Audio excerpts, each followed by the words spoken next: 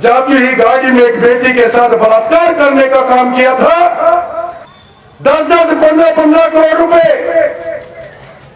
इस जिले के उन राजनीतिक नंबरदारों ने, जो उस समय के हके विधायक और सांसद रहे होंगे, उन्होंने जिला पंचायत सदस्यों को खरीदने का काम किया। सपा की सरकार थी वो, सपा की सरकार जिसने आपके नौजवान 2 लड़के गौरव सचिन की हत्या कर दी थी। गुंडागर्दी समाप्त हुई, छीना झपटी समाप्त हुई। जो बदमाशी करता था या तो जिले को छोड़ के चला गया, नहीं से उसको मजबूरन ऊपर भी जाना पड़ा। गुलाम मोहम्मद जैसे लोग जो केवल दलाली किया करते थे, आज वो मंचों के ऊपर आएंगे, लोटा लेकर आएंगे, लोटे में नमक डलवाएंगे। मित्रों, 2014 के बाद फिर उन्हीं राजनीतिक नंबरदारों ने इस जिले की आन तोड़ी है, और उस आन उन्हीं लोगों को भुगतनी पड़ेगी। और डॉक्टर संजीव बालियान जैसे नेता के साथ खड़े हो जाओ। जो उन्होंने किया है, लेकिन वादा करता हूं, एक बार खड़े हो जाओ, दोबारा से उन्हें मंचों से बाहर फेंकने का काम करते। 2 साल सरकार के बाकी थे, नवाजी सालम की इस क्षेत्र में घुसने की हिम्मत नहीं पड़ी थी। सपा की सरकार थी वो, सपा की सरकार जिसने आपके नौजवान 2 लड़के गौरव सचिन की हत्या कर दी थी। वो सपा की सरकार जिसने हजारों नौजवान लड़के, 18-28 वर्ष की आयु के नौजवान लड़के फर्जी मुकदमे लगाकर, थाने में बैठकर, लिस्ट में नाम देखकर फर्जी मुकदमे लगाकर जेल भेजने का काम किया था। जो थाने के अंदर जाकर थानेदारों की कुर्सी में बैठकर थाने चलाया करते थे। उस सपा सरकार में ऐसी दहशत थी कि अगर कोई दिल्ली से अपने परिवार को लेकर हरिद्वार जाता था, तो जब मुजफ्फरनगर की सीमा से निकलता था, उनके परिवार वाले फोन करना शुरू कर दिया करते थे। क्योंकि उन लोगों ने, शहनवाज जैसे लोगों ने, कादिर राणा जैसे लोगों ने, अमीर आलम जैसे लोगों ने, नवाजी सालम जैसे लोगों ने इस जनपद की छवि को धूमिल कर दिया था, और पूरे हिंदुस्तान के अंदर मुजफ्फरनगर को बदनाम करके रख दिया था। मित्रों, एक बात कहता हूं, 2014 में आपने अपने लाडले को अपने इस क्षेत्र का सांसद बनाकर भेजा। जनपद के हालात बहुत खराब थे, बहुत बड़ा कष्ट था। जब जेल में हम थे, मोहित बेनीवाल, विजय शुक्ला और डॉक्टर संजीव बालियान, हम चारों लोग जेल में थे, तो आपस में चर्चा करते थे कि राजनीति नहीं हो पाएगी। पहले जेल से बाहर निकलने के बाद समाज के उन भाइयों के साथ खड़ा होना पड़ेगा जिनके ऊपर सपा सरकार ने फर्जी मुकदमे लगाकर जेल भेज रही है। मित्रों, 2014 में चुनाव जीतने के बाद आपके जिले के अंदर परिवर्तन आया। पक्ष विपक्ष की राजनीति खत्म हुई, गांवों में द्वेष भाव खत्म हुआ, और ऐसी ऐसी चीजें भी ठीक हुई कि जहां पलटी के अंदर दंगे के समय पे दंगा शुरू हुआ था, वहां पे भी सड़क का निर्माण हुआ, और बुढ़ाने के अंदर कसाईयों की पुलिया का भी निर्माण हुआ। उमेश मनी जिंदाबाद, उमेश मनी जिंदाबाद, उमेश मनी जिंदाबाद, उमेश मनी जिंदाबाद। मैं कई बच्चों के माध्यम से कहता हूं, 70-80 वर्ष के बाद, 70 वर्ष के बाद आपके जनपद का वातावरण अच्छा हुआ था। 70 वर्षों के बाद जब दिल्ली से कोई अपने परिवार को लेकर चलता है, तो सोच के चलता है कि मुझे मुजफ्फरनगर की सीमा के अंदर घुसते ही भोजन करके जाऊंगा। वातावरण में बहुत बड़ा बदलाव आया था। और 2014 के बाद इस जिले के वो राजनीतिक लंबरदार जिन्होंने इस जिले की छवि को धूमिल किया था, मंचों पे चढ़ने की हिम्मत नहीं पड़ रही थी। 2017 में डॉक्टर संजीव बालियान के नेतृत्व में 6 के 6 विधायक मुजफ्फरनगर से जीते थे।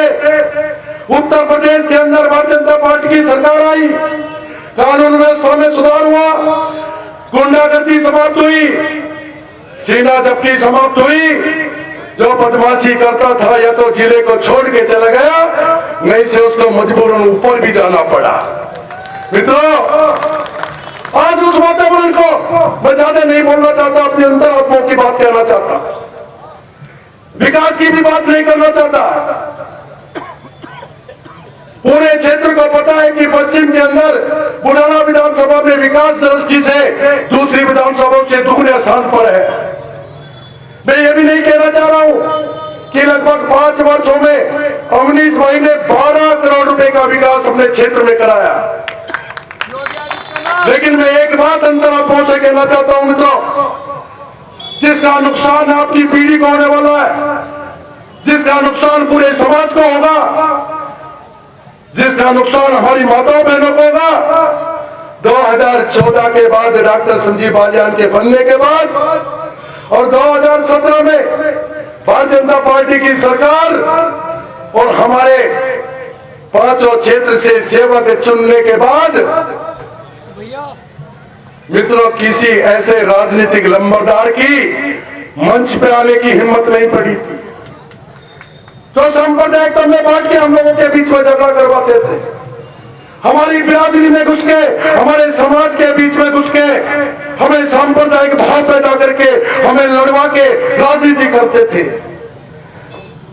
जिन्होंने 2013 के अंदर आपके जनपद में दंगा करवाया था, जिन्होंने 2 बच्चों का कत्ल कराया था, जिन्होंने 16 लड़कों को इस जिले के अंदर हत्या की थी, मौत के घाट उतारा था। लेकिन वास्तविकता बता रहा हूं, कर तो गए। संजीव बालियान के संसद में पहुंचने के बाद किसी मंच पे आपको देखने को नहीं मिले होंगे, किसी मंच पे नहीं देखे होंगे ऐसे लोग, गुलाम मोहम्मद जैसे लोग जो केवल दलाली किया करते थे और तहसील के अंदर उन्हें धरना देकर मेरे बहाने के भाई बैठे हैं सामने, पुलिस का भिजवाकर हमारी माताओं बहनों के ऊपर लाठी बजवाया करते थे। आज वो मंचों के ऊपर आएंगे, लोटा लेकर आएंगे, लोटे में नमक डलवाएंगे। मित्रों, 2014 के बाद फिर उन्हीं राजनीतिक लंबरदारों ने इस जिले की आन तोड़ी है और उस आन उन्हीं लोगों को भुगतनी पड़ेगी। दोबारा से इस जिले को बर्बाद करने का काम, दोबारा इस जिले में आग लगाने का काम विचार करना पड़ेगा उन लोगों के ऊपर। किसान की बात नहीं करते, गन्ने के रेट की बात नहीं करते, बिजली के बिल की बात नहीं करते, बिजली के छापों की बात नहीं करते, कानून व्यवस्था की बात नहीं करते। केवल दोबारा से उन्हीं वर्ग विशेष समाज के नेताओं को इस जिले को सौंपना चाहते हैं और हमारी माताओं बहनों के ऊपर कष्ट लाना चाहते हैं। मित्रों, विचार कर लो। नरेंद्र मोदी जिंदाबाद, नरेंद्र मोदी जिंदाबाद। उस जनपद के वातावरण को खराब करने का प्रयास चल रहा है मित्रों। उस जिले के अंदर दोबारा आग लगाने का काम चल रहा है।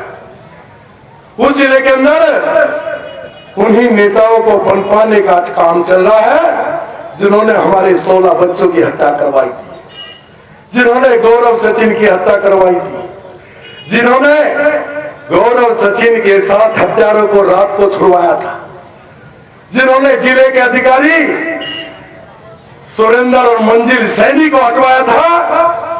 आज वो मंचों पे आने का उनका साहस बढ़ गया है। मित्रों, साथ दे दो, मन बना लो और डॉक्टर संजीव बालियान जैसे नेता के साथ खड़े हो जाओ।